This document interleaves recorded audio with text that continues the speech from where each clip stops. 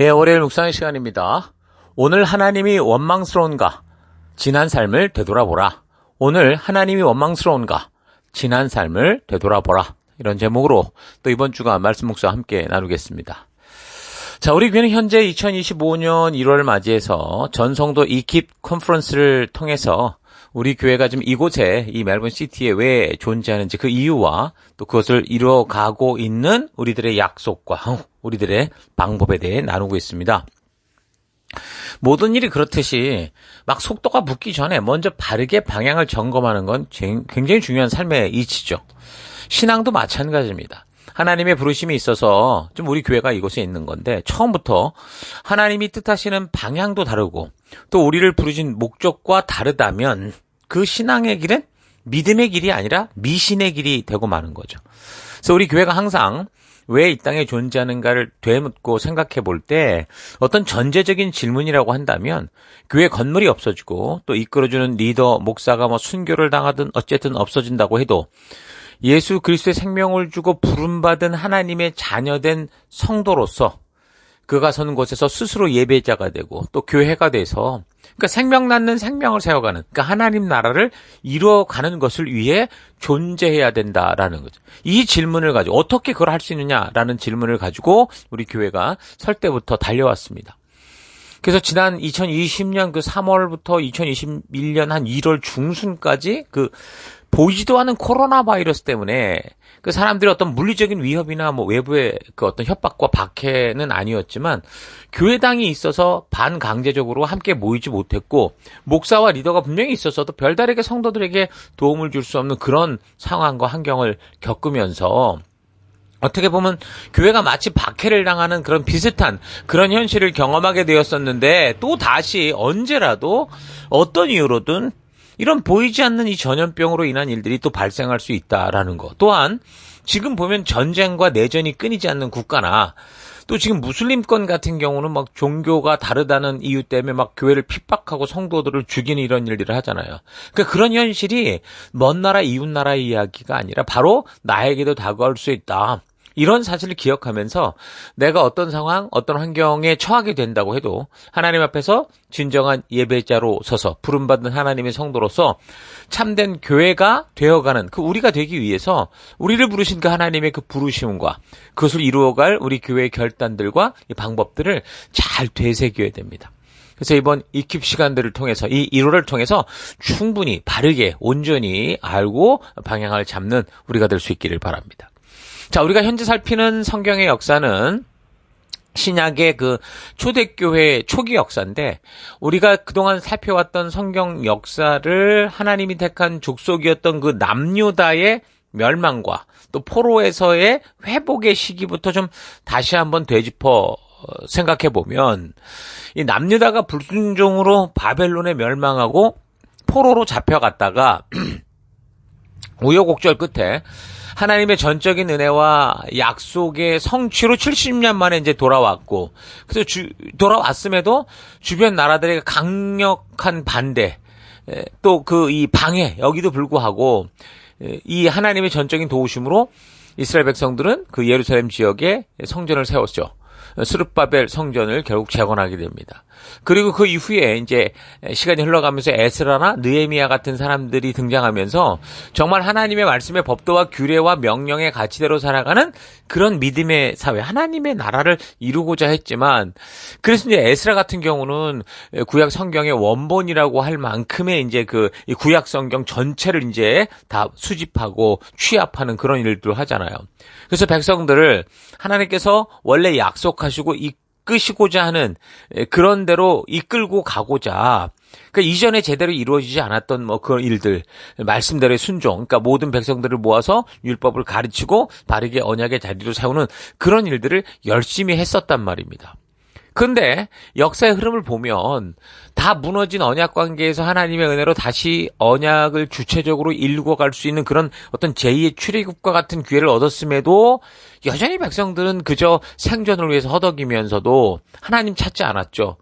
그리고 이제 하나님의 말씀의 가치대로 믿음의 길, 거룩한 열방의 제사장으로서 걸어갈 그 길이 아니라 세상에 달려가는 빠른 방법, 쉬운 방법들을 찾아 살아가다가 그러니까 자기들이 꿈꾸는 대로 자신들의 삶이 회복되지 않는 이 욕심스러운 세상 속에서 그런 자신들의 고집스러운 욕심의 삶을 하나님이 안 도와준다고 막 이제 원망을 하는 거죠.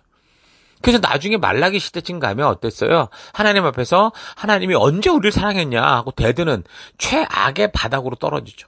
한마디로 이제 하나님께 도대체 우리가 당신과 무슨 상관이 있냐 이런 식으로 대든 겁니다.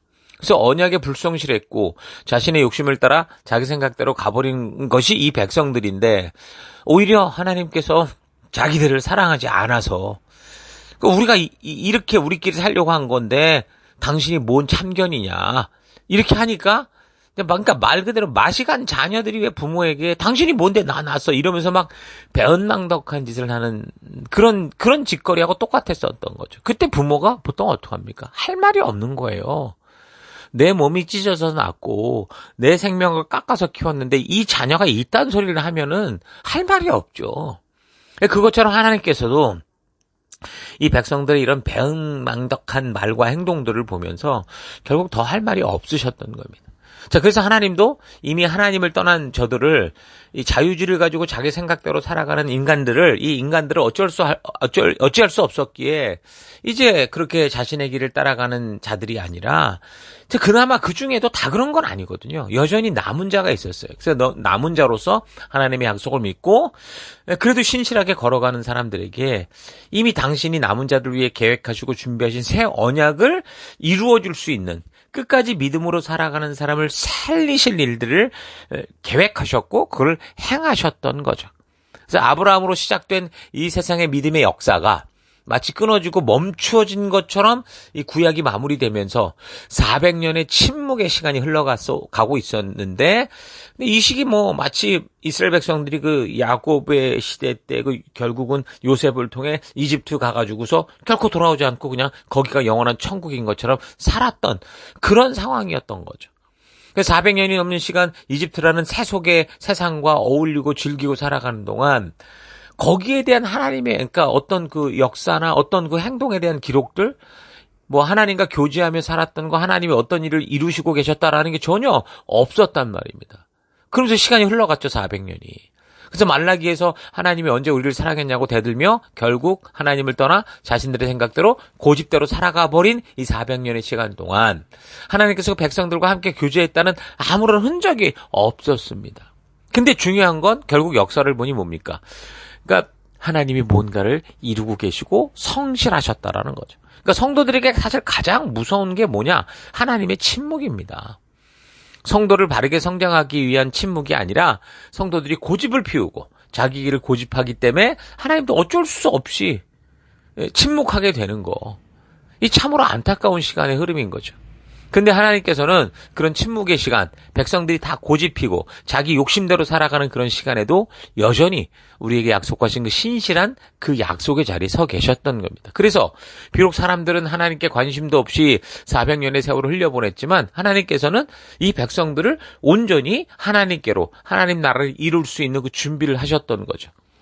세상에 강한 나라들이 지금 판을 치고 세상의 역사가 흘러가고 있지만 이 세상의 신인 것처럼 그들이 아주 그냥 떵떵거리며 살고 있었지만 그런 위기들을 통해서 오히려 하나님의 진실한 뜻이 온 세상 열방 가운데로 속히 퍼져갈 수 있는 모든 준비들을 하나하나 이루어오신 겁니다.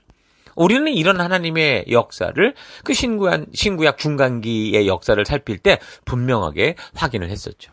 자, 그래서 말라기 선지자를 통한 하나님의 안타까운 외침과 함께 그 400년의 침묵의 시기가 다 흘러갈 때 드디어 새 언약의 성취가 되는 예수 그리스도께서 오셨고 그래서 이 땅에서 하나님이 약속하신 일들, 하나님이 명하신 일들을 행하시면서 각 영혼들을 부르시고 남은 자들을 부르시는 그 사역을 행하시다가 결국은 십자가에 죽으시죠.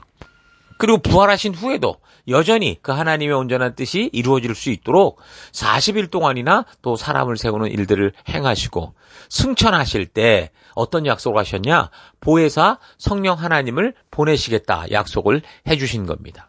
자, 그래서 예수님이 승천하신 지 10일 만에 약속하신 성령께서 임하시면서 드디어 하나님이 약속하신 새 언약의 성취가 온전히 이루어지죠.